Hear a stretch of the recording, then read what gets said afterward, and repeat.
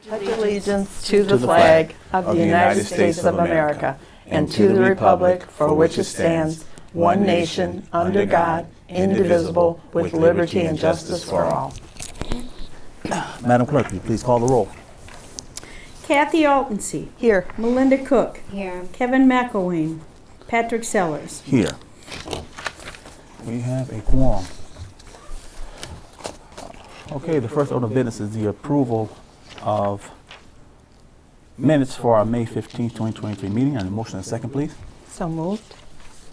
Second. Motion by. I wanted to bring your attention, you have a second page. The bottom, I corrected it from June 6th to June 5th. Made a notice that, so I wanted to get you a corrected copy. I have a question, Barb. On the capital, there's sometimes zero, right? General fund, general assistance, capital, insurance, total. Yeah? What about, that's what I get off of this sheet. Okay, I get it exactly That's what's what I off of thought. this sheet. yep. Yep. Which, by the way, Melinda, you need to sign this from last time. Yeah, I didn't sign it either. Did you pass it around to her? Speaking of that. Trustee Cook, do you take a look at that?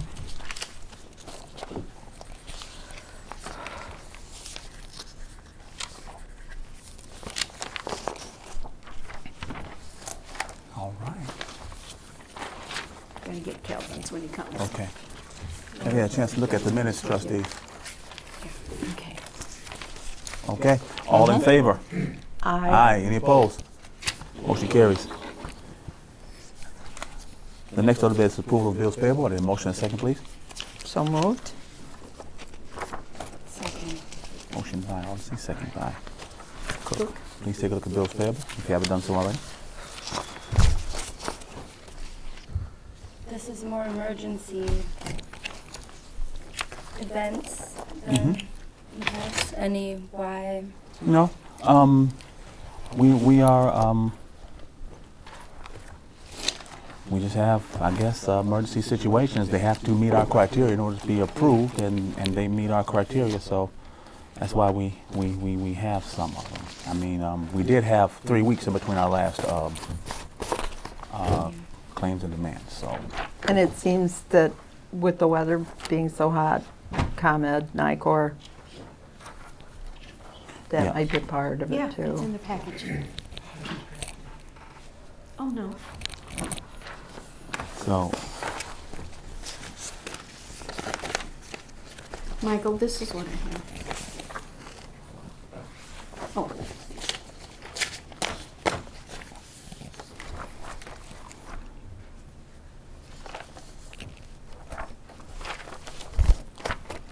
Any more questions on claims and demands, trustees?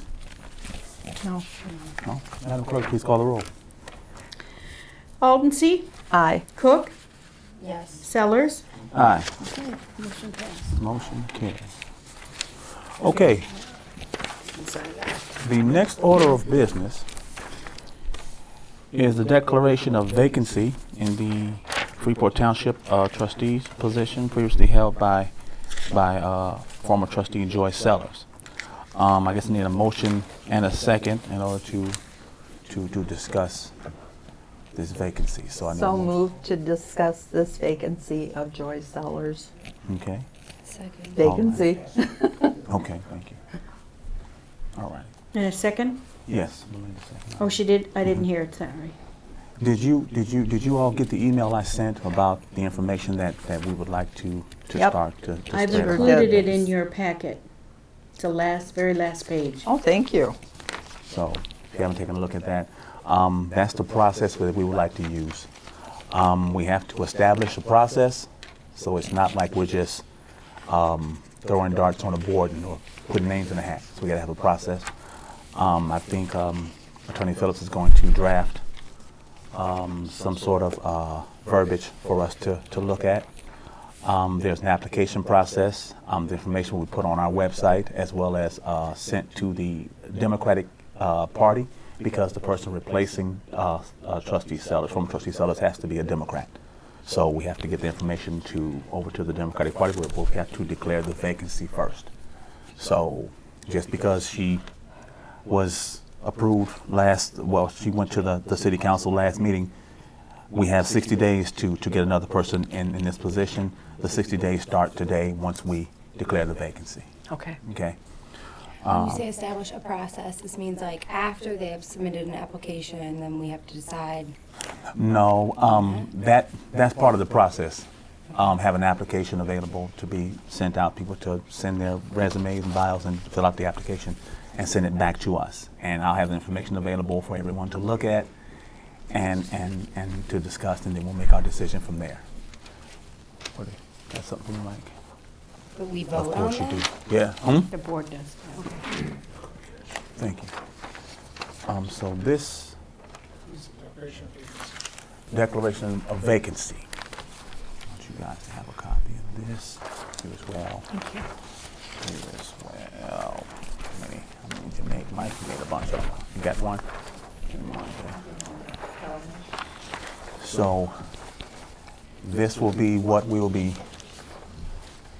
This is for tonight, Mike? Tonight. Okay. Tonight. We're going to vote on this tonight to actually declare a vacancy on our board. That's what this is for. So, Okay. let's take a look. It's not good for you, Mike. That's okay. Question. If this is this a separate motion then, Mike? Because we did a motion to discuss it. Now, it's a motion to approve this document which declares a vacancy. So it's a different motion than what Right. we've already made right now, which No, I is to discuss said, it. I said declaring a vacancy. I shouldn't have said discuss. I should have said declaration of vacancy. So Okay, what we need to do, I need to clarify that, guys. This is not about just a discussion. This is about declaring a vacancy.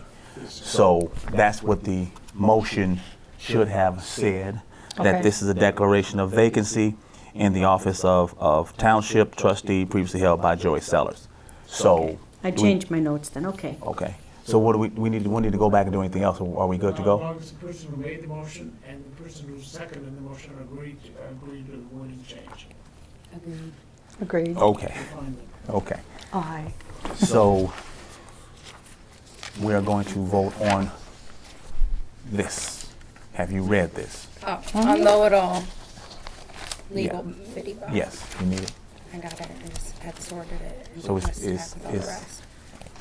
pretty much what we said is going to declare a vacancy on the board. It's not voting for anybody to be on the board. It's declaring the vacancy that there is an open spot on the board. Okay. Okay.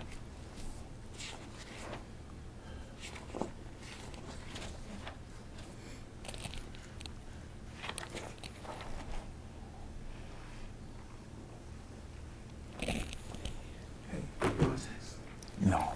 Right We there. moved you over. Got to scoot you over a little bit, man. Sorry We about want that. you closer. You've graduated. Training I just got done. Declaration of vacancy. It doesn't need to say anything about like her needing to be a Democrat. No, It's not. it's just saying that will be in the materials that we post. Right, Because it's required to be of the same political party. right. And But the this- materials that Patrick gave you, that I gave him, was combined from Capitol Township and Sangamon County and my old township, which is just forgot, in Lake County. I can't remember. Vernon Township, in Vernon Lake County. Township, that's right. So, yeah.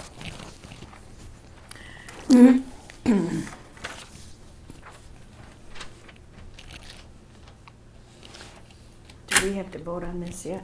Yes, Okay. you still have to vote on this. So, did everybody get a chance to look at it and if they have any?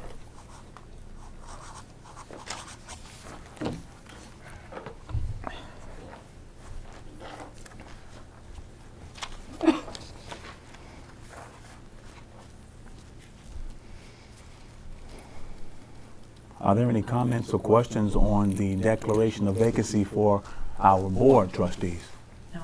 No. I gotta let Trustee McElwain read you need to read this information right here. Yeah, I read it already. Okay. But it's just this. This is one he just passed out, so you don't have this, I you don't didn't have- have this in advance. Yeah, He this- just- That's what I was checking. Yes. This one. Okay. That's the one, latest one that Yeah. he just passed out. All Do you right. have that? This here? Yep. Yes. All right, let me take a quick peek All at right. this piece then.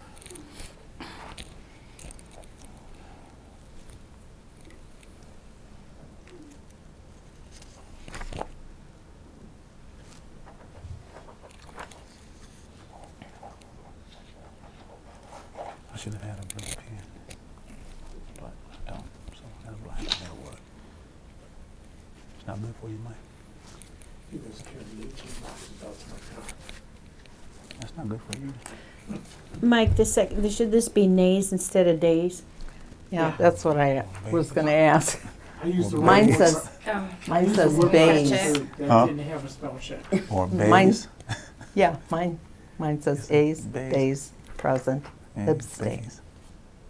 I thought maybe that was a new word that Nope. nope. Mike hadn't taught me So- yet. So this basically approves this, No, it doesn't prove anything. It No. just says, hey, folks, there's a vacancy. or, gotcha, but this is the process we're That's- using. You can use. That's You a, can. That's Gotcha, a suggestion, one way to do it. It's up to you Gotcha. how you want to do it. Right. gotcha, I gotcha, just said, I just took it from two other townships, the way they did it, gotcha. as a starting point. Right. All we right. need the wheel. But this gets the ball started. Yeah, we legally, we Saying- have to declare there is a Gotcha. vacancy. Yes. All Because we right. never got a resignation. Right. Oh, okay, gotcha. All right. All right. Any more questions or comments on the declaration of vacancy? No. Madam Clerk, please call the roll. Okay. Cook, Yes. Aldensee, Aye. Sellers, Aye. McElwain. Aye. Okay. There's only one settlers on the board now, not Yeah, two. So I that's gotta keep correct. in mind, keep that in mind. There's only one. So, okay, I got it. As of yet. Yes, I have to. There's not gonna be any more settlers on the board. No, no. Mm-mm. We had two. We gotta get another one. Okay, next order of business is the discussion and approval of fiscal year 2023-2024 grant agreements, Children's Hands-On Museum, and rebuilding together Stevenson County. We've had our motion and our seconds, so I guess it's now open for just discussion. Am I right, Mike? Yes, sir, you wanted them to present the proposal? Yes, yes, At yes, three yes, yes. different levels. Absolutely. That was the Children's Hands-On Museum. So you guys are up first. Well, okay, no? Will says no. All right. I did pass out, I think, what he sent us. Yeah. I Yes. brought mine from Okay. last time. It's 3 different, Yeah, the Proposal. email. levels. Yeah. Yep. There's levels to it. Right. So. All right. So just, I'm Alex Valencia, President of the Board of Directors for CHOM.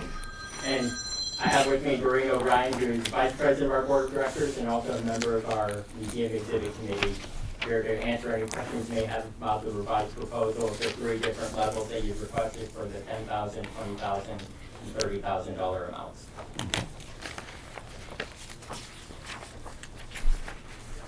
Only, and I think it's pretty much assumed, but just wanted to confirm that, that the funding will be, in terms of like getting people, like for the 2,500, for the engagement experiences, that money will go towards like funding the transportation of getting people back and forth also, right? Yeah. Helping fund the transportation, getting into the museum, all of that, yes. Yeah, my question along the same lines is like, so, the way I read this was that it was $2,500 to fund events that are, it says, passes, part of the event, passes given to the schools and organizations. When that money amount of $2,500 is calculated, is that considering like the cost of a pass as like is it funding the admission to the museum? Versus transportation? Yeah. So it's all of it's the admission to the museum and transportation.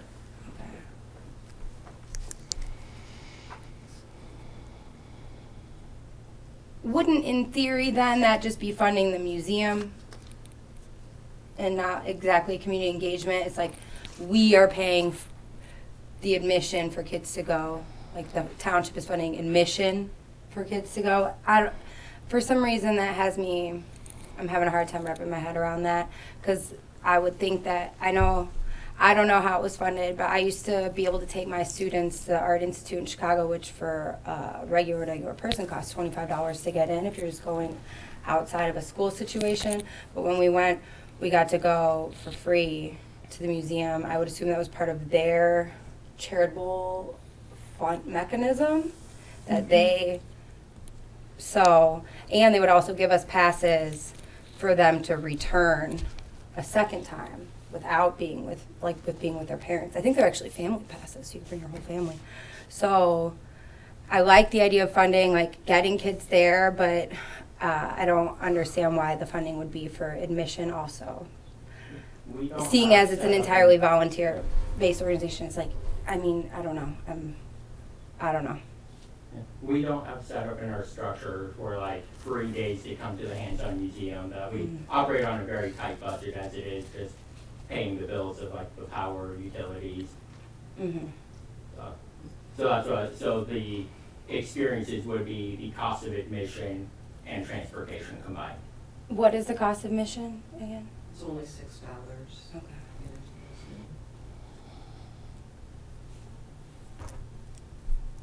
Going ahead to Empire, but before when it's done with Empire, Empire, basically students or the parents pay for that admission.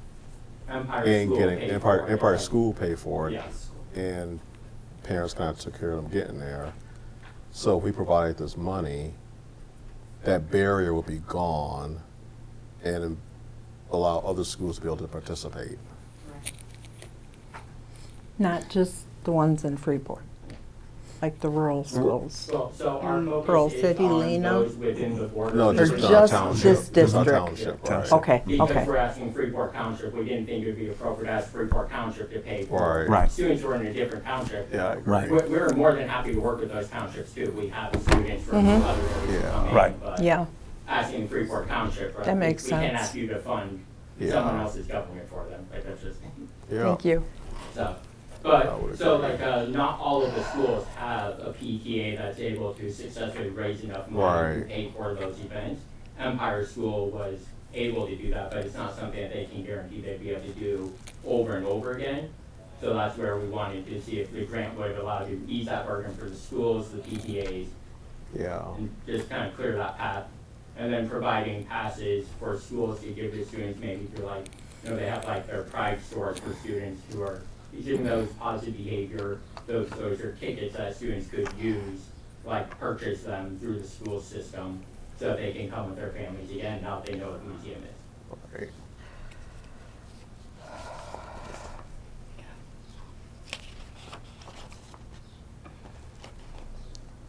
How, if it was in that,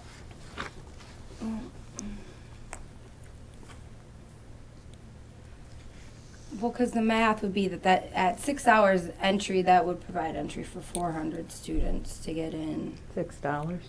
Yeah, for 2,500, about 400. But if some of that is for transportation, like how would that transportation be allocated? How would that be decided? How would that be figured? Right?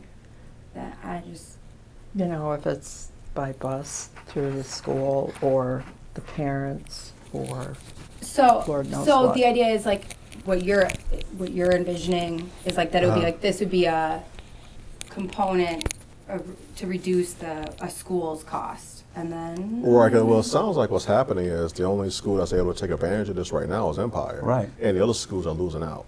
So we provide this money, the other schools can also participate. Because the only reason why Empire was able to do it is because it was self-funded, basically. The school had the money to pay for it. Where the other schools didn't have the funds to pay for it, so those kids are just missing out. And it was like what was the event at Empire? It was a family event Yes, it was a that family night. where anyone from the school could come. Yeah. And for how many people came?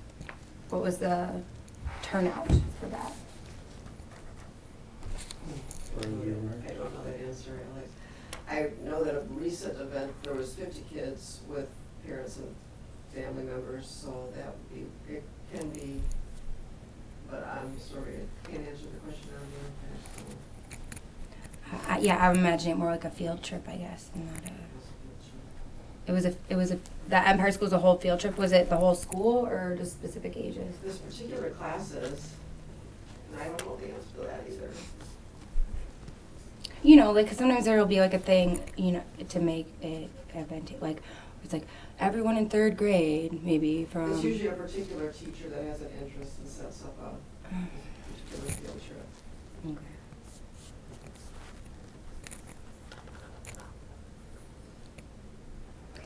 So that 2,500 could go really fast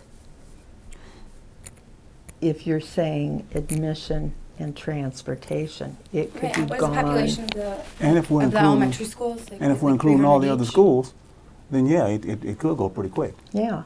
If the only school that can afford to do it is Empire and other ones can't, then, you know, Center School, Douglas. What's the other school? Davis Park, let's go on. Jones Blackhawk. And I think ultimately too, I mean, I would think that with this money in the bucket, if there is a little bit of a gap, there's probably a gap that maybe those other schools would be able to fill. Because I would think this would take care of most of the cost. So if there is any remaining for any reason, it would seem like the other schools will probably have a shot at because schools do get, you know, budgets for field trips and things. So if this is paying the bulk of it, but let's just say if there is a little bit of a gap, I would think that there will be, the gap wouldn't be so large that the district wouldn't be able to cover it, or the PTA wouldn't be able to cover it with this help here. Where without it, just the PTAs alone or the schools alone probably couldn't make this happen. Right. Well, I'd be curious knowing, like, it'd be maybe interesting to see this written as, like, specifically for maybe a grade level field trip, so that it could be at like maybe across all the schools, so that, right, there is only 5 or 4 elementary schools now. Mm-hmm. Yeah. Jonesboro, Empire, Blackhawk, and Lincoln Douglas. And I don't. What? Also center. Oh, Yeah, that's center. right. Yeah. I will point out that the school family nights are usually like 4:30 to 6:30 p.m., which is outside our normal museum hours. So we're bringing in our volunteer staff at a special time because it's outside of school day too, because it's a family event. It's not just a student field trip. Field trips are a different category altogether. How is the same admission charge for that? So field trips, Green, do you remember the It's $50 an hour for that. for up to 30 kids. students? Yeah. Is 30 the Yeah. max that can be there at any given Yeah. time? But for the family nights, we operate as a different structure because there's a lot more adults who are going to be present too. That's why only one class at a time would come for the Empire thing. I see. It's capacity, right? And adults to be present. Mm-hmm. And it's probably easier for the adults to be present because it's, you know, after work. Yeah. Correct. Wait, Okay. so then the field trips are charged at $50 an hour, but the after-hour museum, it's $6 per person? Is that correct? The regular museum admission is $6. Right. Well, so what I was saying for like those a special event where it's open, like on a family night, what is like the cost per student then for that, or is it an hourly cost? Oh, I see what you're asking, and that is, it's the same rate. We have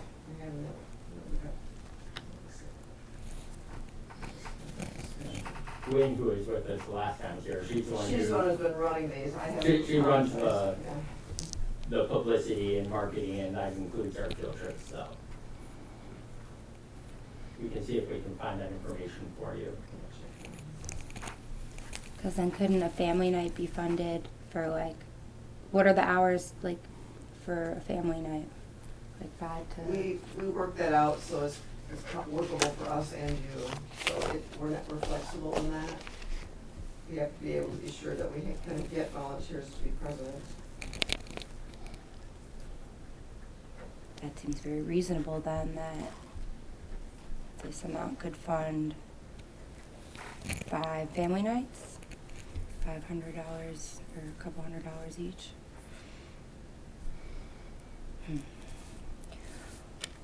Okay.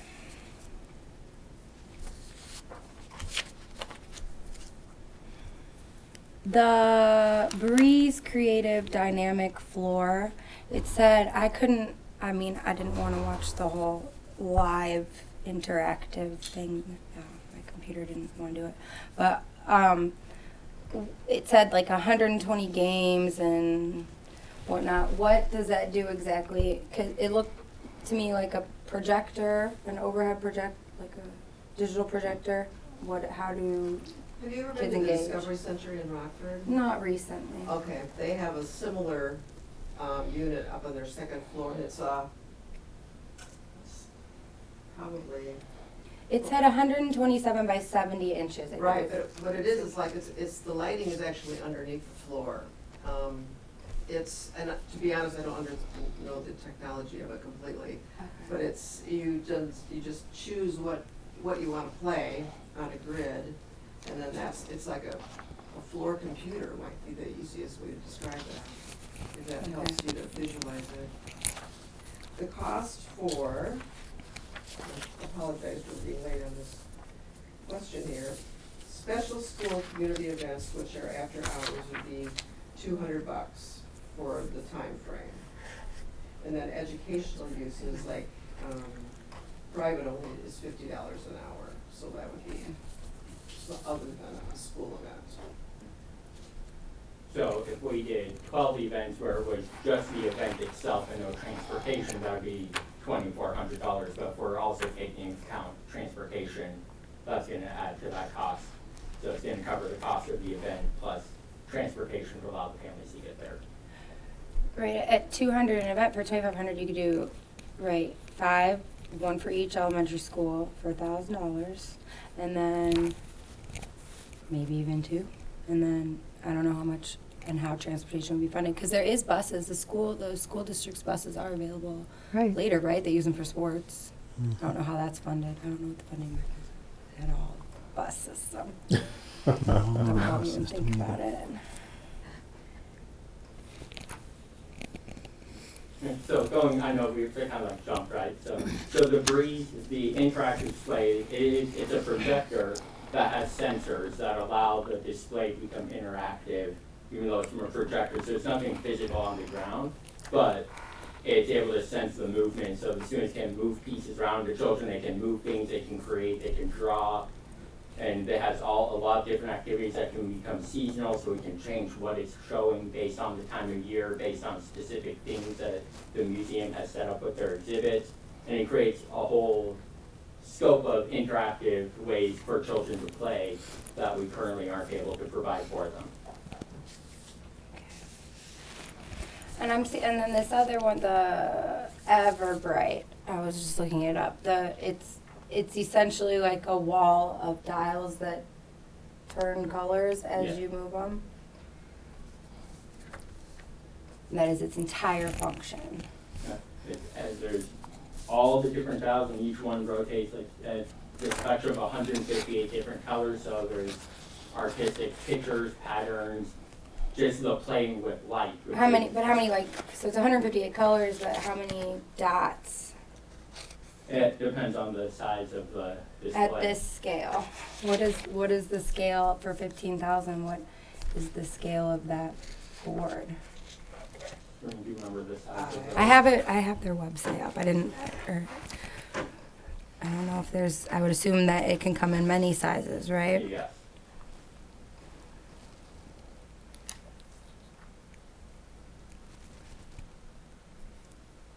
Yeah, I'd be curious how big that is at 15K.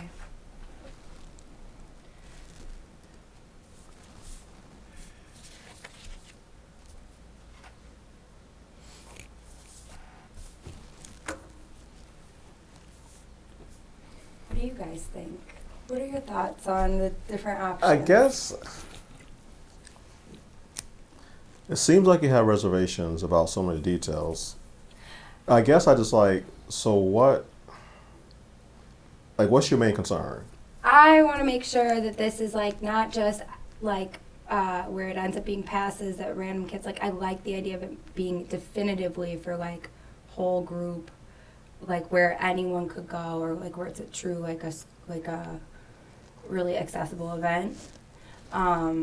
Because I know, like, sometimes I think if you just give out the passes, like, those could just go out and never come back, you know, and then it's like, I don't know. I guess it sounds like, I think if I'm wrong, let me know. But it sounds like these would be more like events. Yeah, not that's just why I was asking giving the out questions passes, about yeah. but it's not, I wanted to make sure of, like, how that all works. Yeah, it doesn't right? sound like it's just giving out passes. It So sounds like your it'll be. concern is that you don't want this to be, a teacher would hand out 20 passes and the kids would go on their own. But Yeah. That it would be an organized event. And I Yes. think we could very easily make that what it is. Right, because otherwise it's just like golden ticketing, and like I don't And know. that's what the family nights are exactly that. It's communicating through the PTA, the principals, they send information, the families come, they coordinate it. And again, like that's where being able to have that transportation where it's like, instead of we're expecting you as a family to make it across town, saying, come to the school and we will have the school buses Right. available. Because I work in the school district, our transportation department, if they're told ahead of time, they can have buses available Right. anytime. They just need to know in advance. Like I can't call them Not up during this pickup and morning drop off. and be like, I can't call them up and be like, hey, tomorrow afternoon I need like 6 buses. And I'm like, no. But if I say, hey, in 2 months we need buses to come to Blackhawk to bring students Yeah. to Chom, they'll be able to arrange that, and the drivers, they'll Right. find a way to make them available. I like So that. yeah, so it's not just giving passes at the school and hoping that kids and families show up. We prefer an organized event Yeah. too. Because Okay. it helps us know how many are coming into the And for museum. the Boys and Girls Club. Yeah, and because in theory, at $200, like that could serve if there was, because not everyone's going to stay there the whole time. The buses would maybe go back and forth throughout, because it wouldn't just be 30 people probably, like where they come. Because it wouldn't just be for 1 hour. So maybe kids would come, leave. I don't know, but theoretically maybe serve more kids than if it was just passes. Right, also, right. Yeah, that's all. And then there is a choice to be made between these different Right. amounts. And it sounds like with- you were, like with the displays, you were pointing out things. And I'm just assuming, with your background, you're kind of just seeing some things that I probably just have no clue of what to even look for. Well, did you look up So- what they are and Yeah. and what they do? Yeah. So what have you There's seen highly that's like, variable. it's I think the dynamic floor sounds like the best value by far, because it's got like many functionalities, right? It can do a lot of different things, and Well, hold on. They're talking about a Star Lab too. where's that? We don't have a Star Lab anymore. yeah, that's the for the I didn't. I $30,000 missed that. Yeah, we don't have it $30,000 But that's option includes the Star Lab. available anymore. Well, it says it's like that's lumped in with the Super Service Center. I am very interested in Star. I did not catch that in this. Yeah. Okay. Yeah, Star How Lab. come that's only That's on yeah, the what is $30,000. what does is that Yeah. instead of? I think with the 30,000, that's an addition to. Yeah, tell us about the Star Lab. What is the cost on the Star Lab? The Star Lab is another one where it is a variable, and we were looking at that as a matching fund because the largest size Star Lab, if we were able to get that with everything that would come with it, would be a total of about $50,000.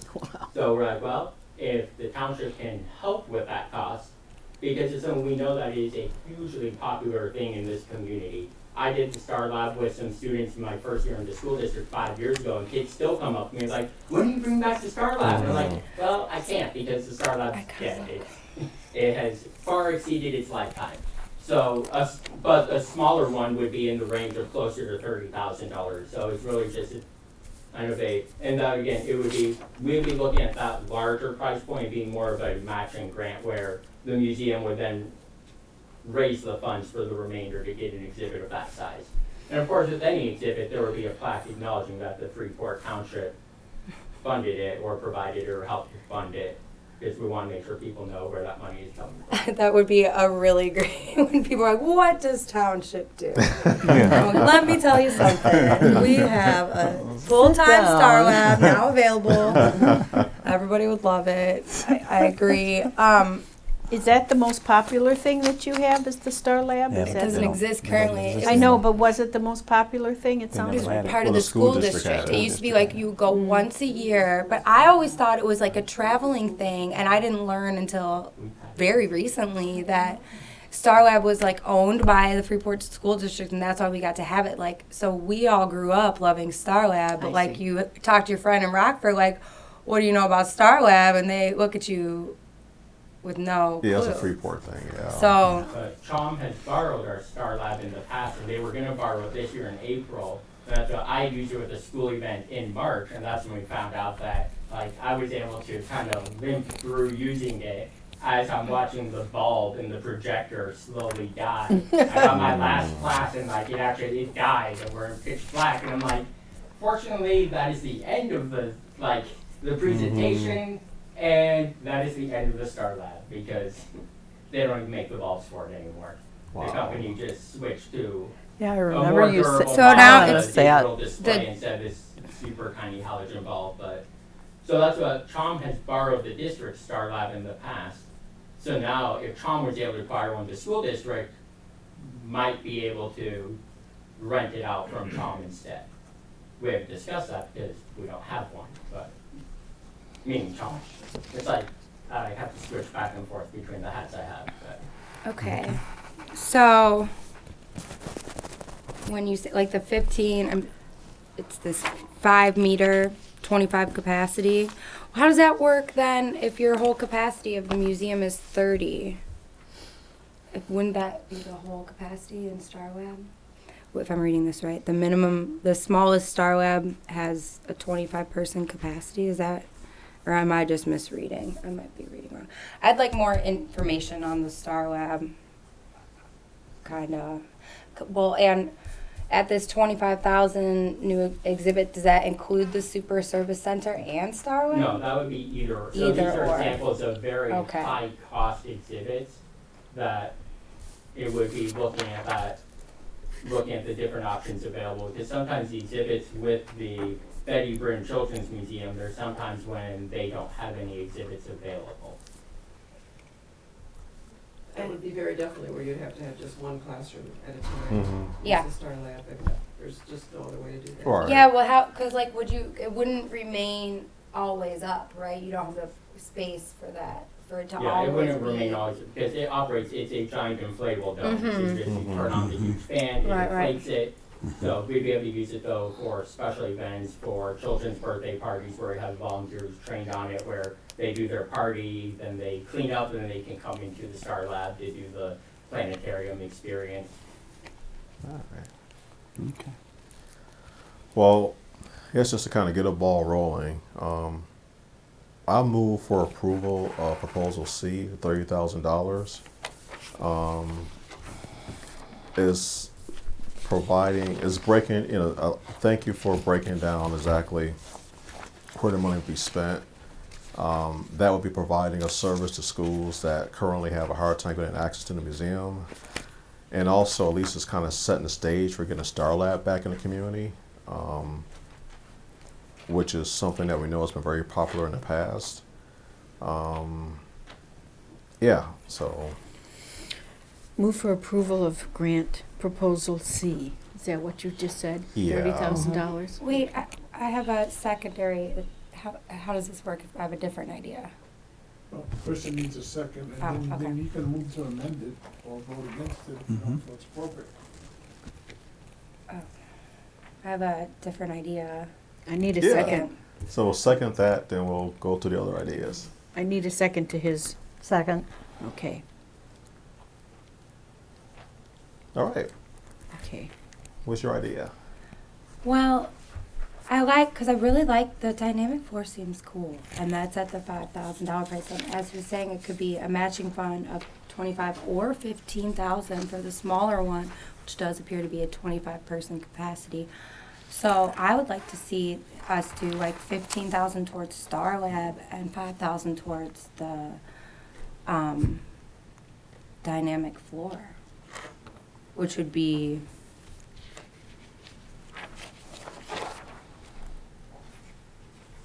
$25,000 total. Dynamic Floor. floor? That's what I thought you said. I wasn't sure if you said floor or four. Okay.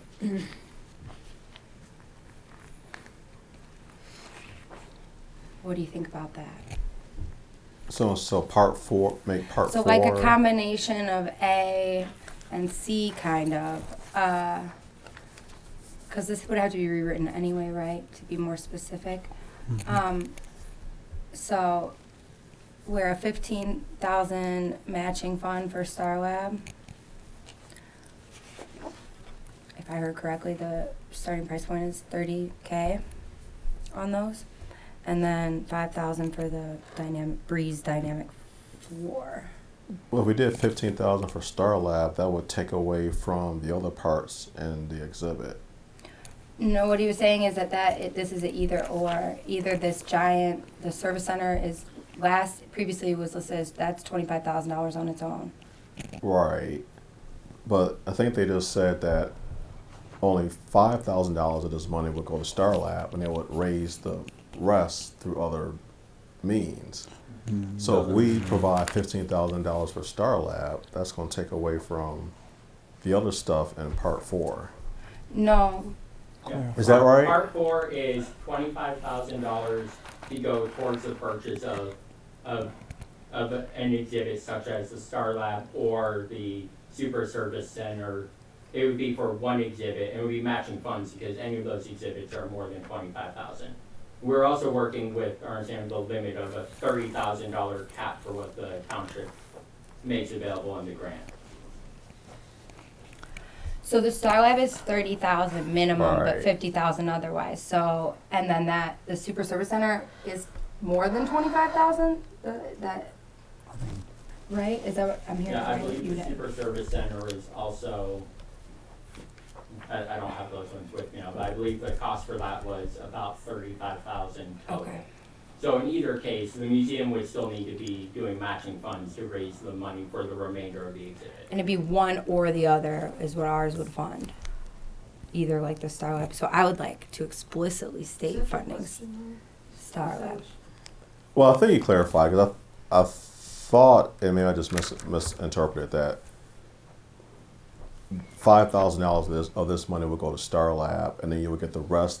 Like Star Lab cost $30,000, and $5,000 of this money would go to Star Lab, and you would get the $25,000 through other sources.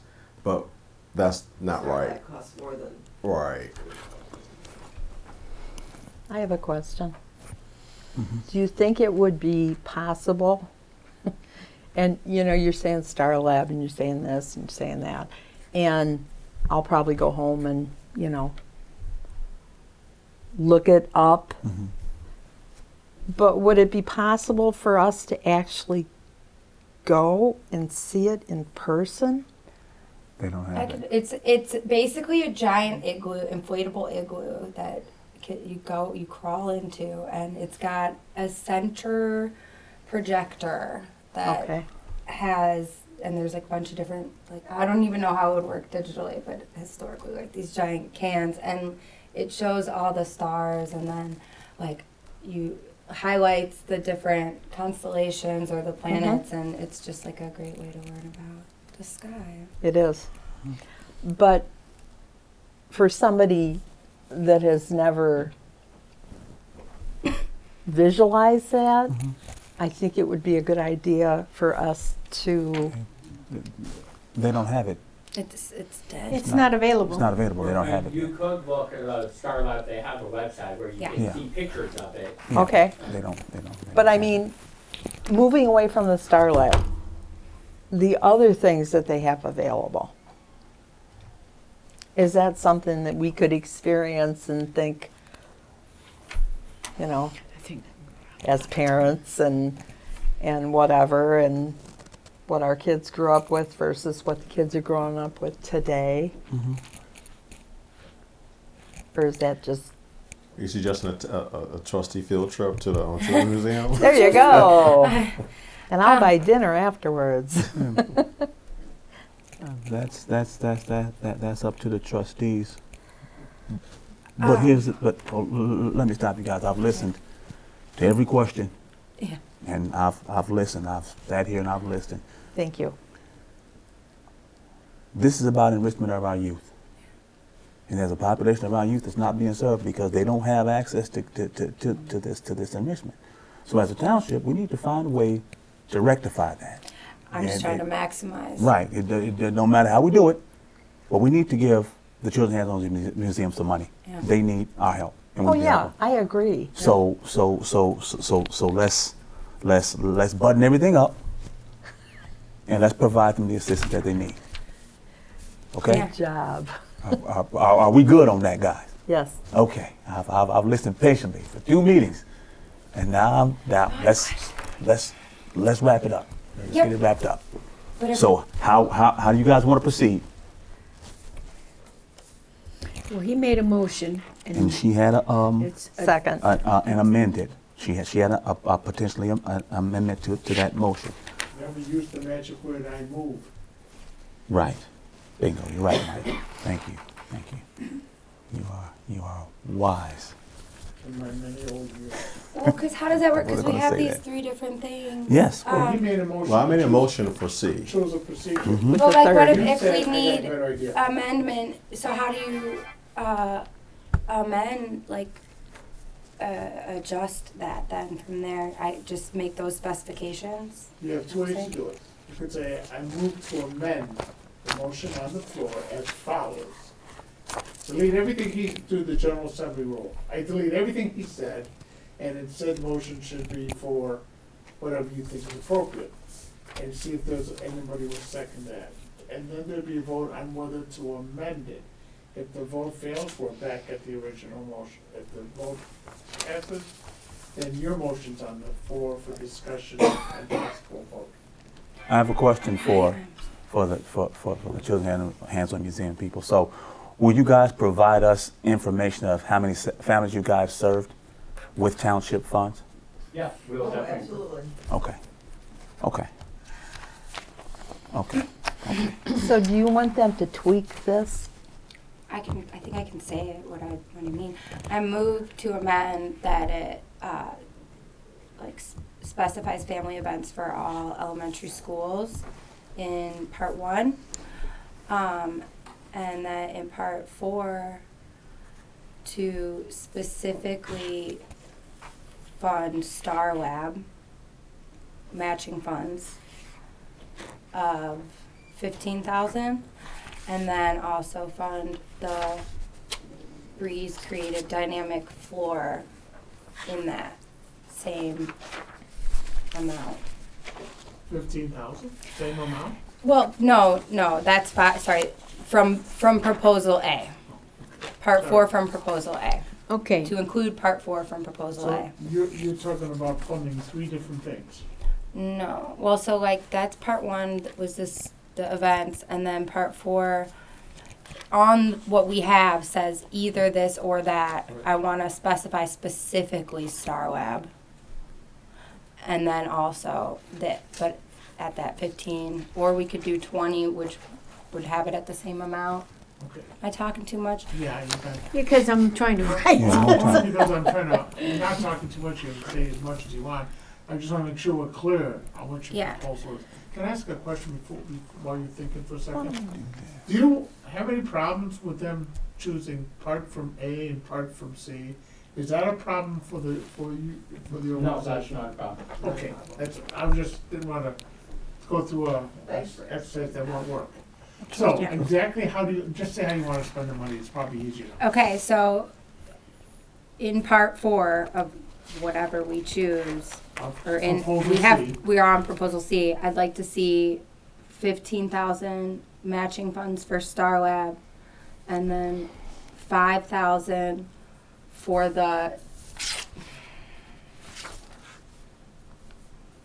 Dynamic Breeze floor? Dynamic Uh-huh. Floor, For what? totaling. Breeze Dynamic Floor. I'm sorry, I'm just trying That's to. okay, you're good. Breeze dynamic floor. Yeah. Is it breeze? Breeze, Where is that? It's in the Part A. And you want 5,000 A, for that. Grant A, Part Okay, so Four. that would be A Part 4. one. Is that what you're saying? Part 4 A, Part 4. A part 4. I'm sorry, 4A. Yeah. Excuse me, C, A, that's, What? No. I'm sorry. Your grant proposal A, and she's looking at part 4.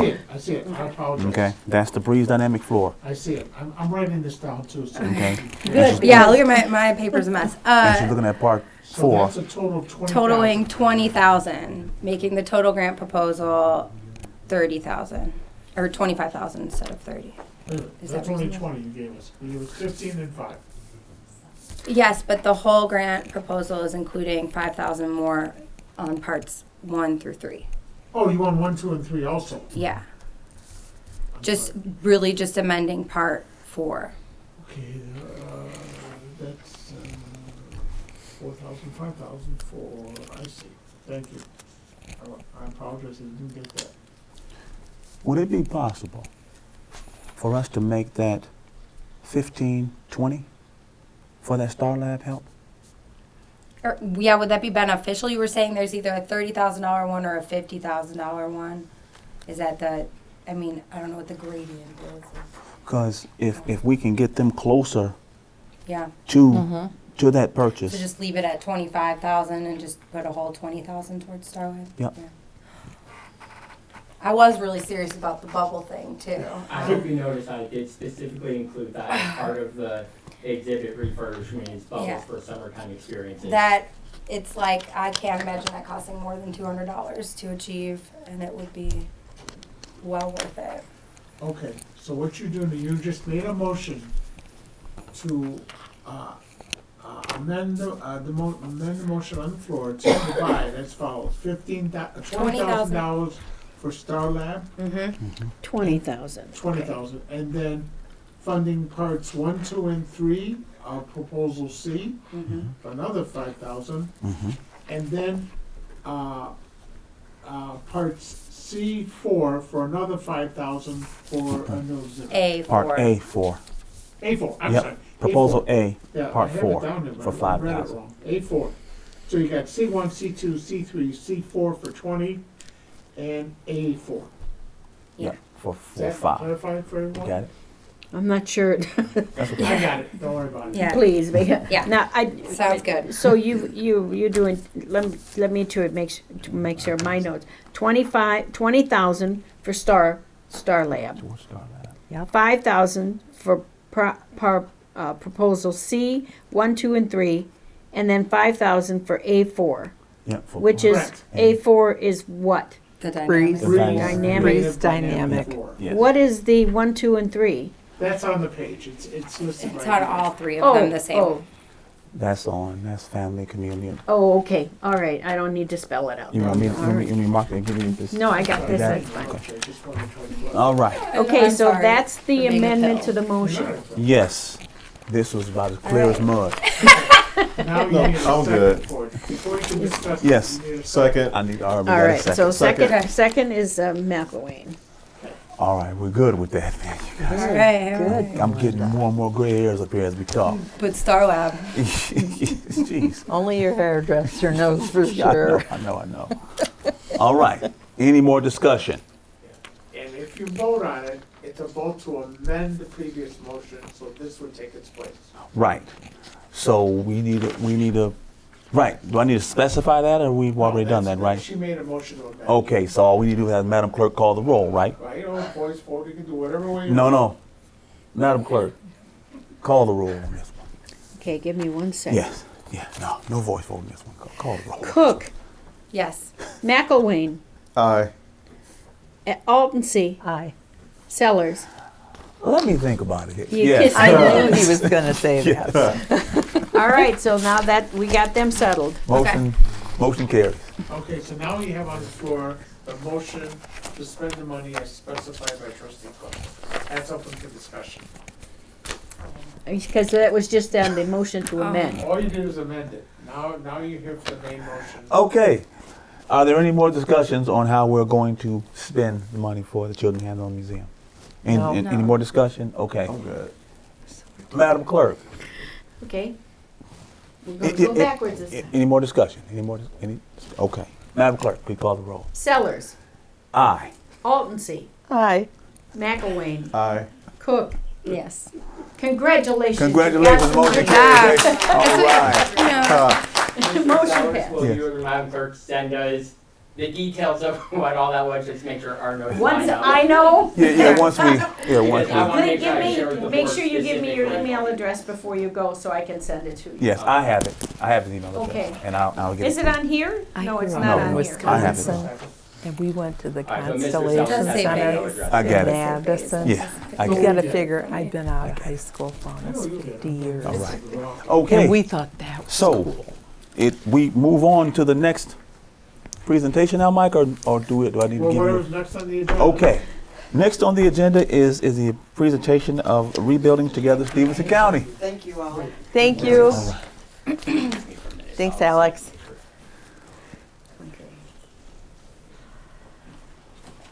Good. Yes. Yep. Pretty Good good. afternoon, everybody. I'm Hank Fairman. I'm the current board chair of Rebuilding Together Stevenson County. It's an honor to be with you. I'm sorry I could not be with you last time, but I do understand there was a heck of a good discussion and a lot of good questions. So before I proceed, what is the best way to speak about RT? Do you need the introduction and the elevator speech? Did you get that from last time? What's the best way to go about it? Did you say his name? I think you got the gist of it. Yes. Do the elevator speech. Go for it. Yeah, go ahead. Yeah. So Go for it. let's start with the fact sheet, Hank Fairman. if I may. How do you spell the last name? All right. Yes. Hank, how do you spell your last name? F as in Frank, A-I-R-M-A-N, Fairman. Thank you. That's what I heard. Very Hooked on phonics. Thank you. They don't teach that anymore. No, No, we they don't. don't. I also have the answers. Rebuilding Together started 50 in years the ago. late 2019 window when former county board member Becky Abear came to my office and said, look at the blight in this community, we gotta do something about it. And I said, okay, Becky, what do you wanna do? She said, well, I wanna fix it. Well, how do you wanna fix it? I don't know. My previous church that I served was in Fairfax County, Virginia. And in Fairfax County, Alexandria City, Fairfax City and the District of Columbia, there's a chapter of Rebuilding Together that services that whole area. So I said, Becky, have you heard about our Rebuilding Together? It's a small not-for-profit. They organize the low-income, owner-occupied beautification programs, simple repairs, and all this kind of stuff. She said, no, so let's find out about it. Over the COVID break, we had the blessing of talking with the national setting of RT, learning about the different programs that they can offer, the different ways that we can partner with them. And we took that time to build a local chapter here. We're a full affiliate of it. We're building together Stevenson County, 501c3, tax exempt, the whole 9 yards, to specifically focus on that key demographic, owner-occupied, low-income homeowners who just can't get those repairs done. A lot of it is curb appeal. We want to make sure that the homes are attractive, that light problem is handled in some way, shape, or form. As we move into bigger projects, one that I'll tell you about in a minute, making sure that the homes are weather tight, physically safe for people to inhabit, have working systems of electricity and water and plumbing and all of these pieces. And basically just trying to make a change. We started our first building cycle last year with 2 homes. One was an entry issue. The front porch was falling off and making it difficult for the owner to actually use their front door. I can say as of Saturday, that project is on the completed list. The porch was completely removed, completely brought back up to code, painted, stained, letters above the door. Through the help of the YIELD program, we had a lot of volunteers through YIELD to really make that project step up, as well as volunteers from our community. Then on the coldest day of last year, excuse me, we had another project fall into our lap through a partnership with Lowe's Corporation. Lowe's gifted every affiliate of the system with $6,000 of spendable cash. Mm-hmm. No, they wanted you to come and spend it at their stores. Right. We had somebody who needed a ramp to access their home. So we said, do you sell ramps? And they said, we do. We'll hook you up with our key provider. They provided the mechanical services, the engineering services, everything necessary, and then shipped everything out here at a reduced cost to let this person who had not been able to go out of her front door under her own power for what I understand about 10 years, finally wheel herself down to her driveway. In presenting this at the local community services agency group a couple months ago, RAMP, our agency in town that actually helps with this kind of thing, they represented, "Are you talking about Miss So-and-so? I've been trying to get her a ramp the entire time I lived here. Thank you." So through a direct partnership with the partner businesses and through our regular donor base, most of our dollars do come from people like you and me who say, "Hey, I want to see that change happen. I want to see that we're willing together to make a difference." We've been able to do some pretty awesome projects. This year, our first year we scoped to do 1 or 2, depending on how funds and personnel were available. This year we're scoping to do as many as 4 homes. In addition to that, we were gifted from USAA a Veterans Build project to the tune of a $10,000 grant to do some kind of home renovation work for veterans. I want to tell you this, we had some difficulty finding veterans that fit our criteria because we've got low-income owner-occupied homes and we've got veterans in the Stevenson County that twain doesn't often meet. But we were able to find someone who has a home who needed a new roof. A tree fell through her roof about 6 years ago. That home has been open to the elements through, if you count 2 of the worst winters in the last 20 years, including the polar vortex. She had a tree in her kitchen. Last weekend, Memorial Day weekend, she has a brand new roof. Stem to stern, that house is weather tight. Now we know that there's some more work to do on that property because with that the one room on the upper level is completely open to the elements for that period of time. But through our 25-point inspection program, through Building Together, we're going to certify that it is a safe and healthy house that she can continue to inhabit, that the interior walls will be repaired, everything made so that it's a large bedroom, will be usable again. No black mold or asbestos or anything like that. We might have a lead paint issue, but we have someone certified to handle that. Yeah. At present, what we know right now, our goal to this point was getting the roof on the place. And after it was weather tight, we'll deal with the inside work.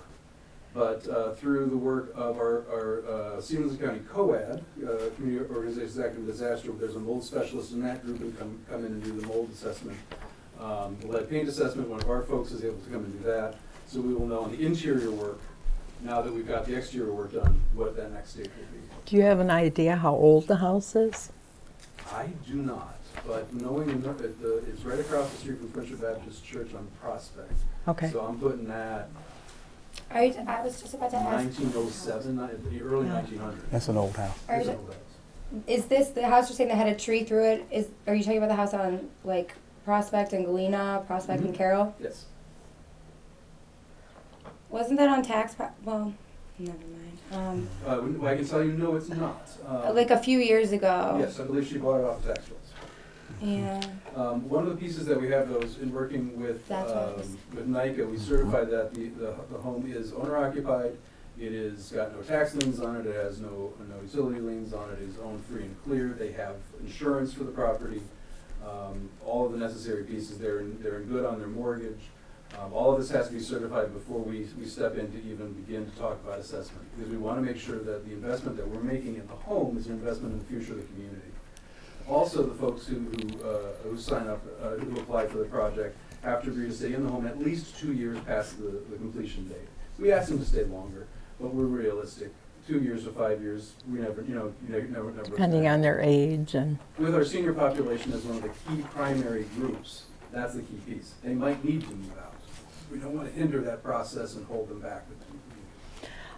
Recently, there was a house, I won't say where, but it wasn't in the city of Freeport, that they tore down. They demolished it completely because there was lead in the house, and the house was over 100 years old. And then they had to come in with the guys in the suits and everything and make sure that they put everything the way it needed to be. They can never build on that land again. They can put solar panels, but they can never build a house on that land again, which is kind of sad. But that's why I asked about, when you said lead paint, and if the house is that old. Lead paint can be encapsulated as long as it's not flaking around them. Right. There's Yeah. techniques for this. There's no reason to tear a house down because lead paint. They're all old houses are filled with Yeah. lead paint, and You can remove pick it up is like even worse than Yeah. you just paint over it. Just paint over it, It's an yeah. encapsulation Well, you gotta technique, much always like be you do painting. with, Okay. with Well, and this asbestos. was in the groundwater I'll tell you too. right now, every church that in this county has got asbestos tile under its tiles. That's Yeah. true. If they measure 9 by 9, they're asbestos bearing. All you do is take a nice epoxy resin and you coat it over. Okay. You don't have the money to fully abate it I out. have a quick question. Who did you say that you use for mold remediation and mold inspection? Inspection, we're building, the Stevenson County COAD has folks who are trained in mold inspection. Remediation is a big word, and that's the when you got the folks coming in the Tyvek suits and the respirators. But these guys can inspect for mold, right? They know what to look for, yeah. Got it. Okay, thank you. That's good information for me to have. That What's the name? See his face? It's always the case. School district buildings guy. Linda? Yeah, Greg Munda is currently chairing the Stevenson County COAD. I'm the secretary. Kudos. that roof was so you're saying that house on that corner, that's a huge house. That was able to be done because of it was a veteran, right? Because you had matching funds We or had a direct grant from USAA to put up to Okay. $10,000 into veterans' homes. This project, we had goal to have 2 projects out of this, but with the cost of that roof, when they got in there, they actually found Yeah, more that's a damage. big house. They Big house. took out the back gable, cracked some trusses. And the work has been completed. I've got the final pictures as of this morning. But yeah, the cost on that will complete that grant. Okay. Most of the properties that we've been looking at, I know that there was a budget submitted to you back in March. One was about 12,000, the other was about 7. We see that in the normal range, somewhere between that $5,000 to $10,000 investment in the property. Again, we're not here to do all the work. We're here to make sure that the houses are safe, habitable, good curb appeal, and are a pleasure for the owners to occupy. All right. If there's work that needs to be done through a licensed contractor, like this roof, we did outsource that to a general contractor because of the licensing necessary for the roof. We work specifically with those contractors to make sure that the cost is a fair cost, that labor is fairly paid, and that the homeowner, both are willing together, who's funding this and the homeowner who's living in it, everybody's happy in the end. Because we all know the contractors go and buy your materials for your roof, and then the price goes up. We haven't had that experience. Haven't Quite the you? contrary.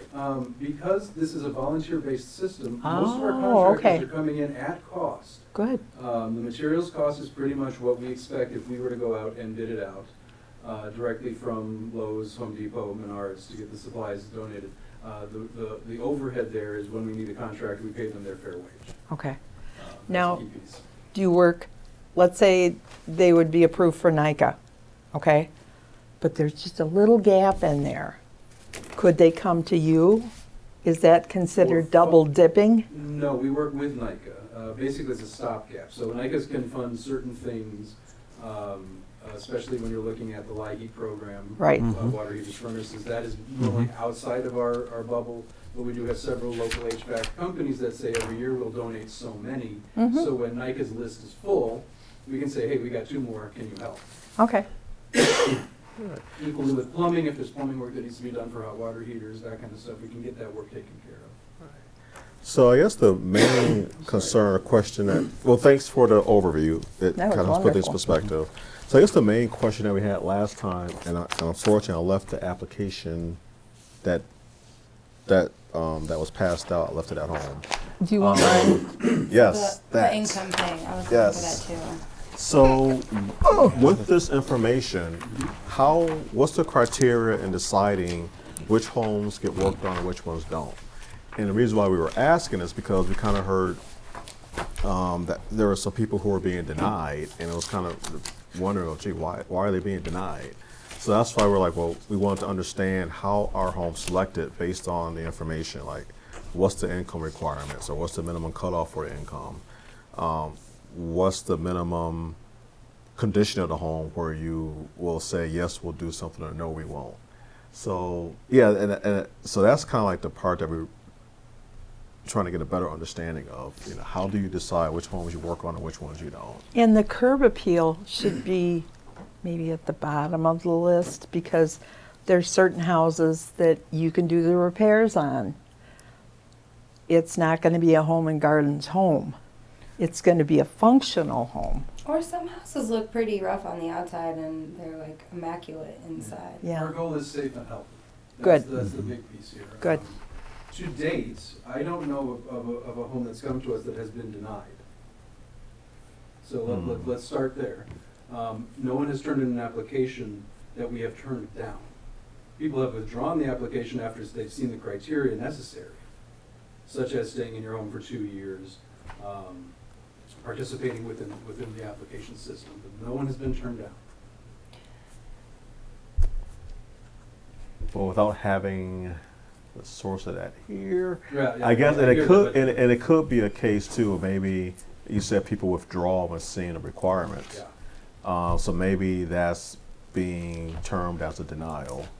So I guess maybe it would be good to go through, what are the requirements for selection, and what would cause someone to back out the process? Like if they say you look at what the requirements are, then what requirements are people backing away from now?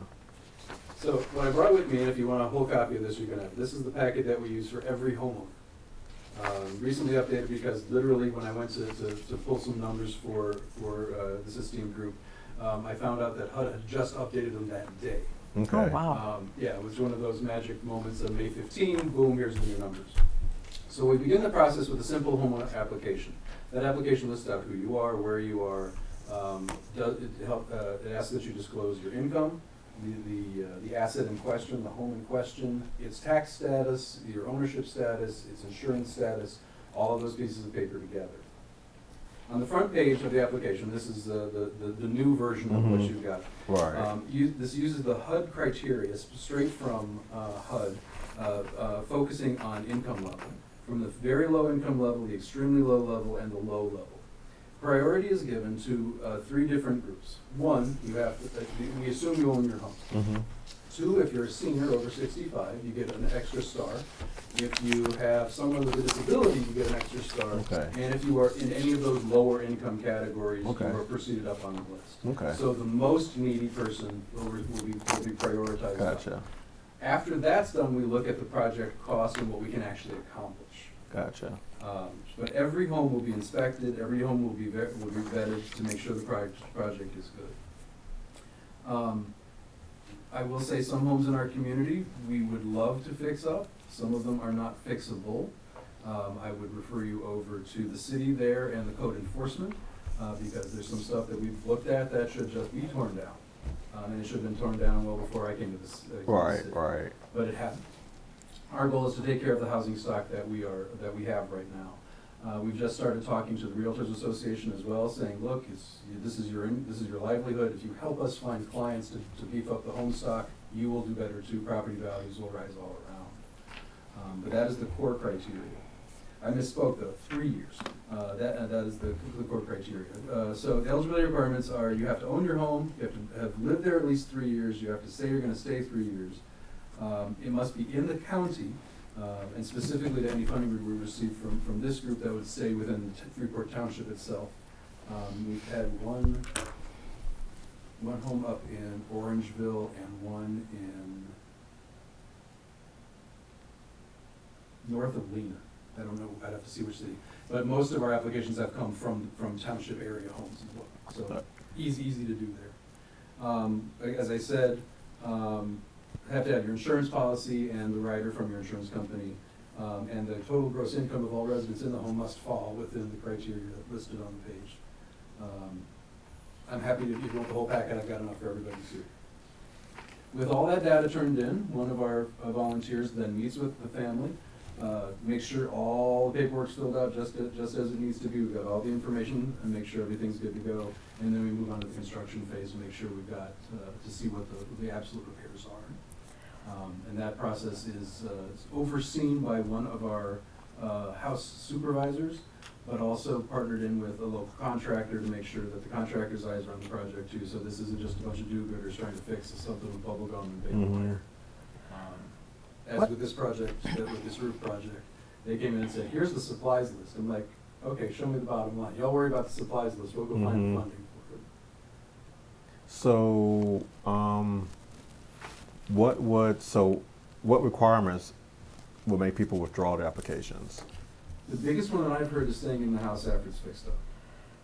A lot of folks who feel that they're stuck in their homes that have deteriorated over time. Some examples, we talked about tax sale homes. They bought it off the tax rolls, didn't know what they got themselves into going in. Now in time of living there, they've seen that there's some major work to be done. They want to get it up enough so they can get out of it without losing their shirts. That's not the goal of this program.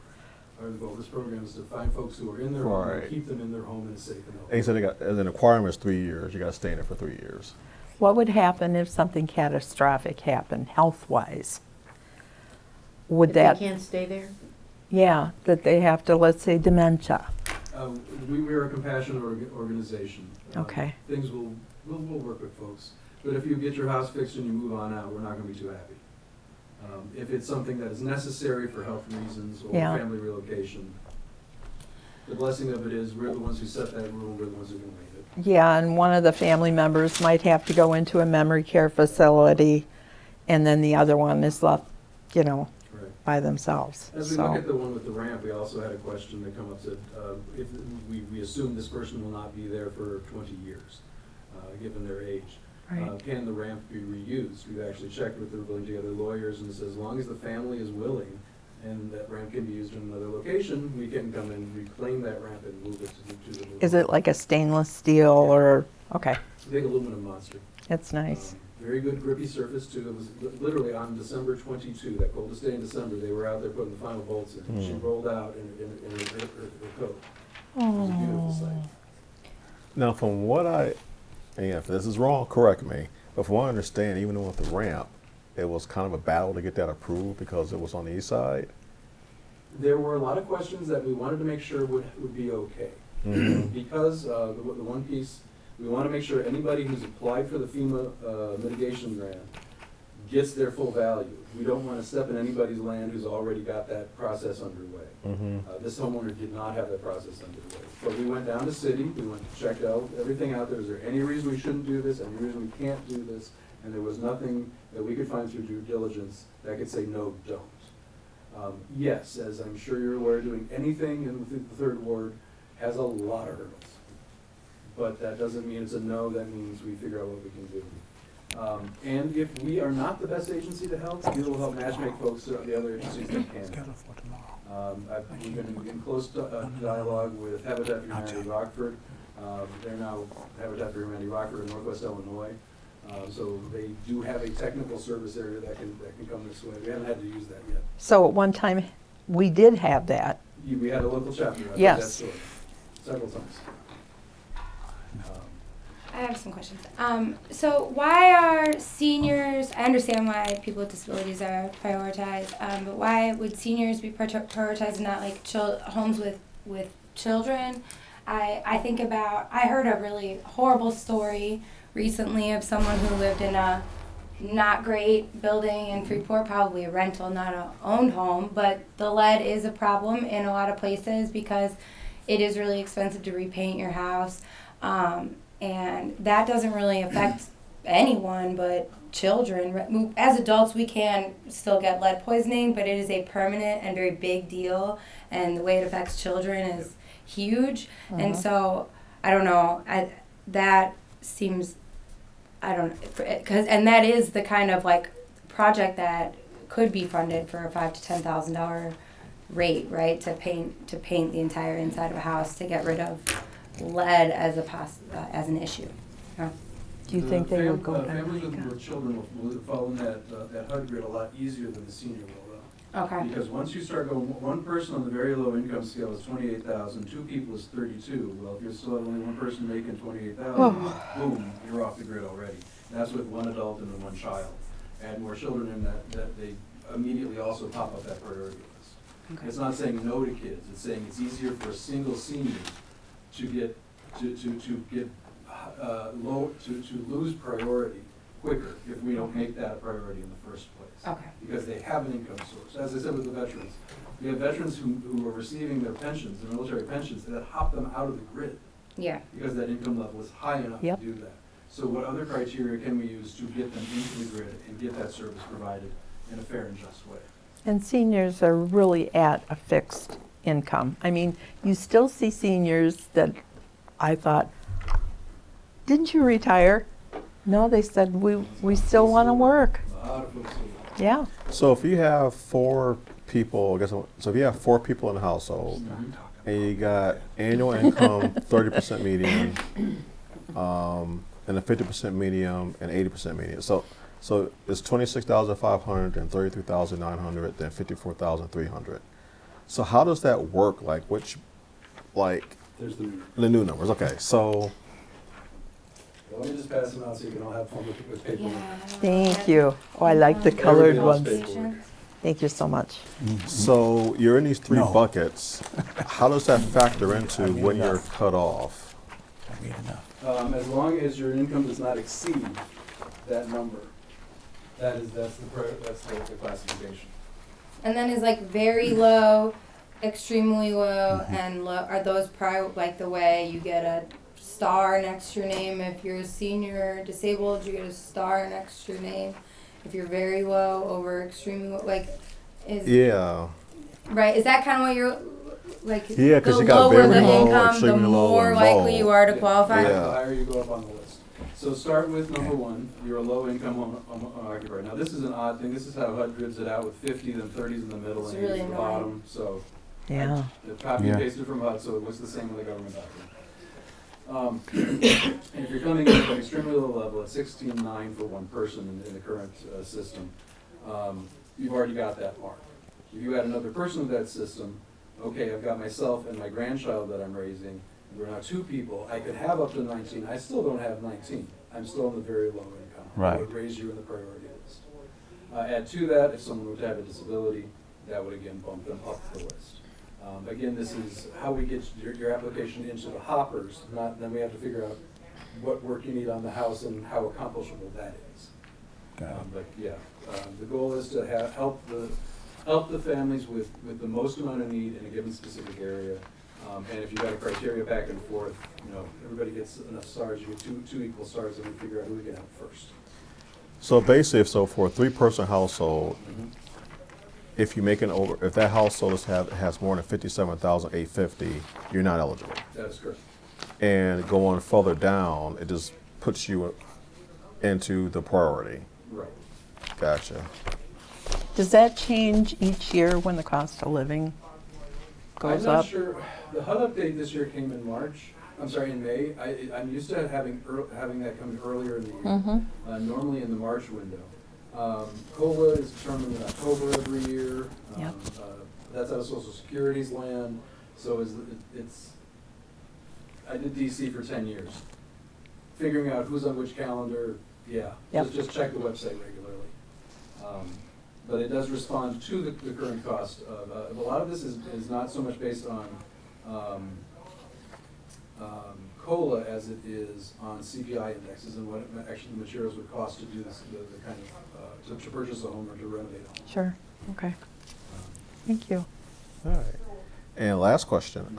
So you said the residency requirement is the most popular reason why people withdrew their applications. So what were the other reasons? Paperwork. Can they find the right materials? Some folks, they've had their home for too long, they don't know where that deed is. We can find ways to help them if they're willing to help, to be worked with. We can work with the tax office and make sure that there's a record of them paying their taxes. It's easy to do. We can work with their mortgage lender to make sure the mortgage lender certifies that they are paying up, and the mortgage lender will have somewhere a copy of whatever deed was filed, because they've got to have that on file for title transfer. Right. But most folks, if we have an issue, it's just too much work. And My it probably position, is overwhelming it's to a overwhelming, senior. But we've got folks to work with folks, we've got Right. realtors that can help walk through the process. We can get you to that next step if you want to. Gotcha.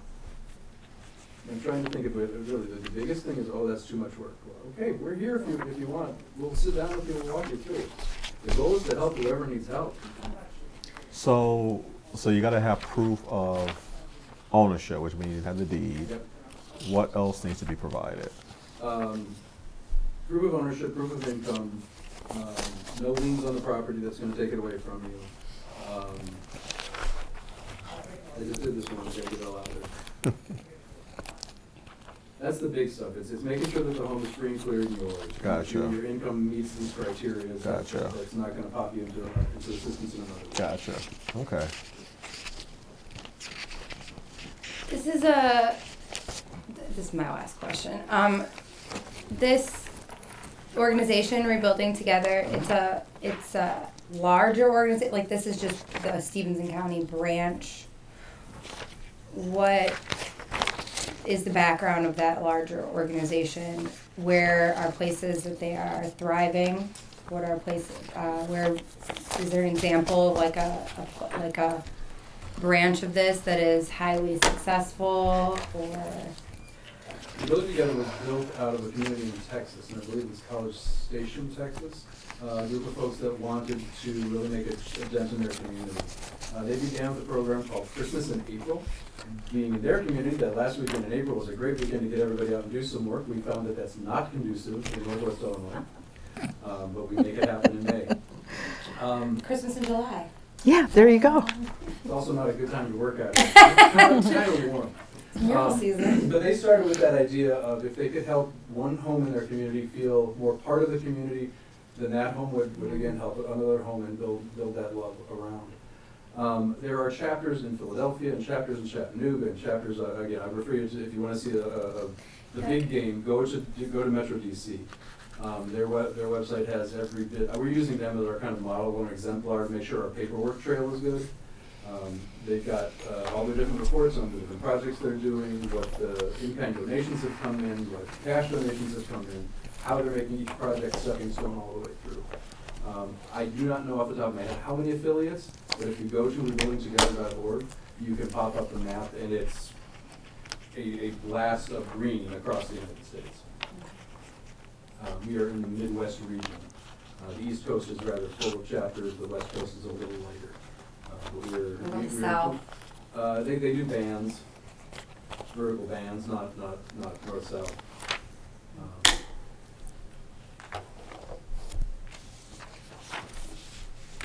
So if you proceed through the package, you can see the other pieces that are in there. The homeowner application is in there, the 25-point checklist and what we verified before we start the project, and what we work to resolve. If you find that on that 25-point checklist, right before the work reform agreement, looks like that. We start at the beginning of the project. What are these criteria met at the beginning? And if they're not, can we meet them afterwards? And there's a positive change or something that we can still encourage the homeowner to do. One of the fun ones that we're working with, I'm sure you're aware of the smoke detector program that United Way and the Red Cross put out through the fire department. If you don't have a smoke detector in your home, you call the fire department and they'll come and install it for you.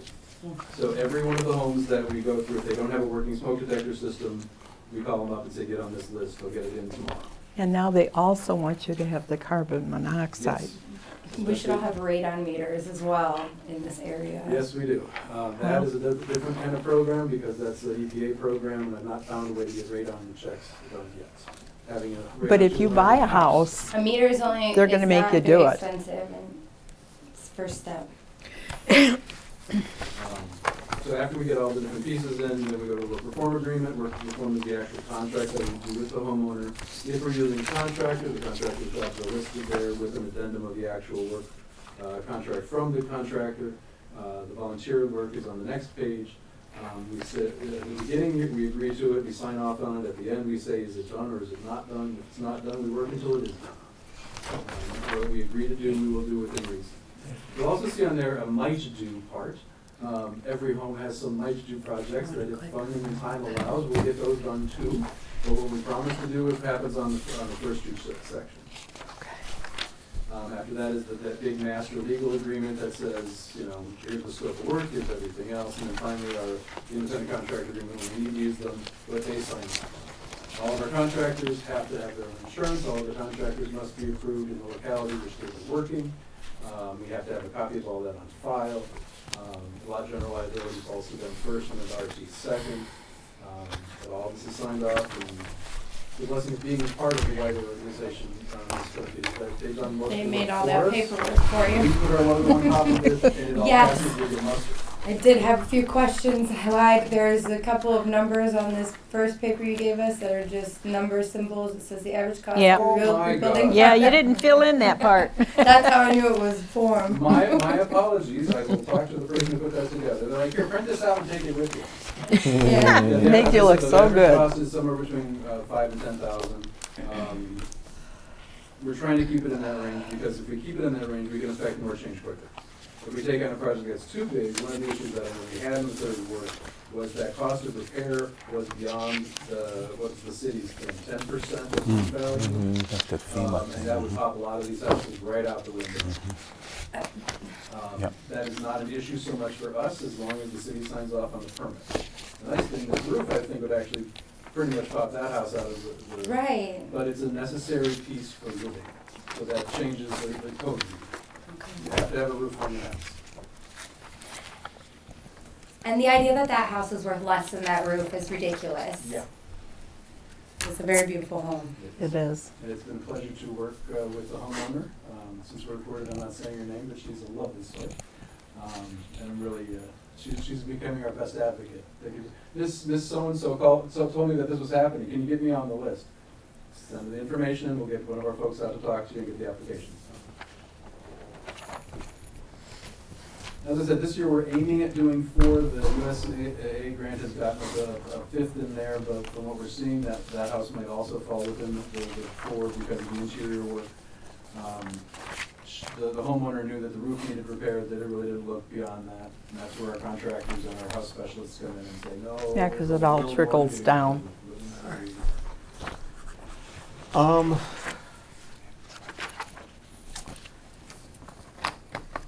I move for approval with the requirement that any homes, well, if we can, well, I'll say it and let me know if legally we can do this. I move for approval with the requirement that all homes worked on that uses township dollars are in the 3rd, 5th, or 7th wards. You move to approve what? Move to approve the grant request for, I believe it was 30,000. I think so. I actually didn't have that piece of paper Mhm. in my possession. I had to go find it. Which wards did you say? 3rd, 5th, and 7th. This So- would be like anything past west, variously. Pretty much. Yeah, Okay. because those are the neighborhoods that need the most Yeah. help. Yeah. Yeah. There's some work up in the 1st ward, but not up on the Galena corridor. Yeah. But we could focus in 3, 5, and 7. So what if there's another ward, let's say 2 years down the line, that comes up? Can you change This is only that? for this year? This is just for 1 year. It would be Okay, just a okay. 30, and it's just a 30, And you tell us where to spend and it's it, we just can- our $30,000. Yeah. So, Right. Okay. Specifically what township. Right, Right. right, Right. Not the whole Fund. organization. Right. Yeah, Right. this is not their whole budget. Right. Right. No. Okay, so the motion is to approval with the requirements that all homes worked are in the 3rd, 5th, and 7th ward. Approved of the proposed grant agreement with. Say that again? Approval of the, I'll talk to you later. Approval of the proposed grant agreement Okay. with Stevenson County. We wrote it Yeah, I know, together. all that stuff. I'm just getting the gist of it. $30,000, provided that all township funded work be done only in the 3rd, 5th, And and 7th ward. 7th wards of the city of Freeport. Yeah, 'cause those are the wards that where probably the majority of our clients are Mhm. Huh? in. Oh, You Oh, said I thought it was 3, 5, and moving. 7. 3, 5, and Yeah, 7, yeah. but he moved already and she seconded. Who seconded it? I was seconding. Okay. I apologize. I thought you were talking about Second ward. I thought you were talking about the second Yeah, ward. yeah, I was like, no, I get it. Seconding Yeah. his move. I get it, I get it. Sorry. Okay, so I got that. Okay, well, Madam Clerk, please call the roll. Okay, let me. Cook, Yes. McElwain, Aye. Altensee, Aye. Sellers. Aye. Congratulations. All right, Okay. good. And thank you for the additional information. And truly, I apologize, I wasn't sure what had been sent to you already. I know the conversation happened with Supervisor Sellers and my predecessor, Becky Abear. I didn't know what was where and when, and when the request came, I said, do you guys have all the things you need?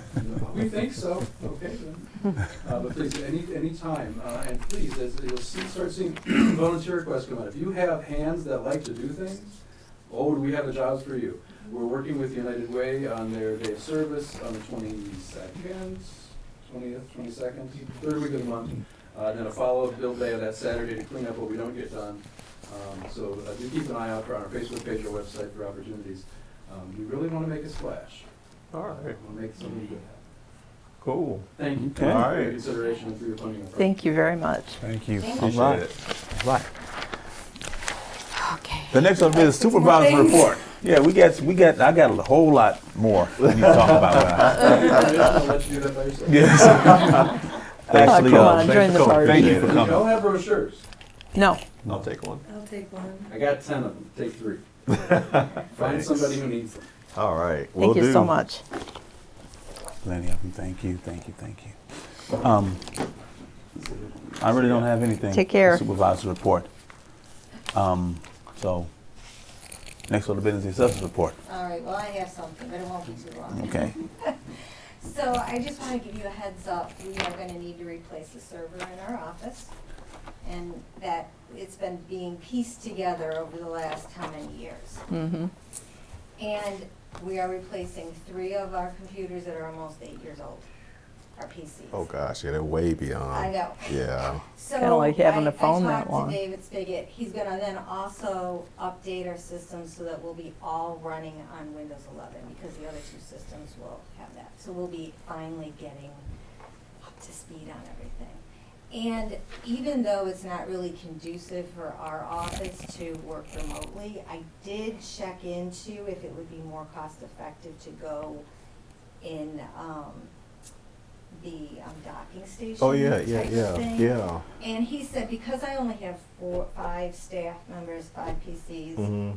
he said, if you're looking at 12 to 15, absolutely it would be cheaper, more cost efficient. Mm-hmm. But this way it would not, and the server would be a lot more involved than what I Okay. need. So I Okay. did check into that. Okay. Well, thank you for checking into that. So I just wanted to Yeah. give you guys heads up that this is gonna be coming down the pike, so. But I have enough in the budget for the funding, so it's not like we have to find funding anywhere, so. Great.